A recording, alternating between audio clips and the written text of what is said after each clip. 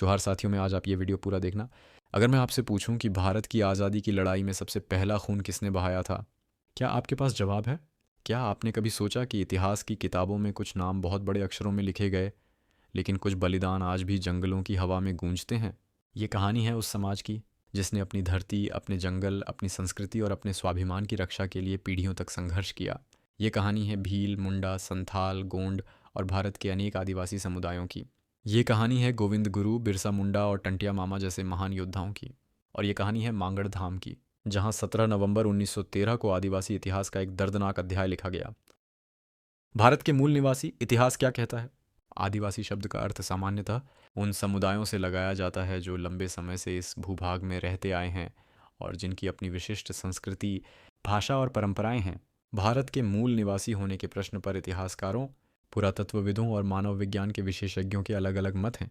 कुछ सामाजिक और राजनीतिक समूह आदिवासियों को भारत के मूल निवासी मानते हैं, जबकि कई विद्वान इस विषय को अधिक जटिल मानते हैं और मानते हैं कि भारतीय उपमहाद्वीप का इतिहास अनेक प्राचीन आबादियों के लंबे मिश्रण का परिणाम है। लेकिन एक बात निर्विवाद है, आदिवासी समुदाय भारत की सबसे प्राचीन और समृद्ध सांस्कृतिक परंपराओं में से एक हैं। भील समाज। भील भारत के सबसे बड़े आदिवासी समुदायों में से एक हैं।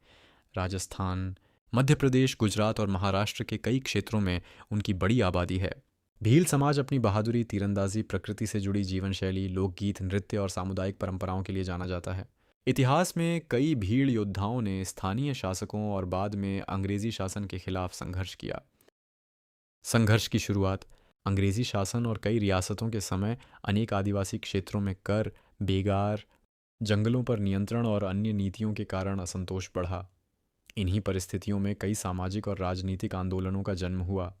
ऐसे समय में एक संत, समाज सुधारक और जननेता उभरे, गोविंद गुरु।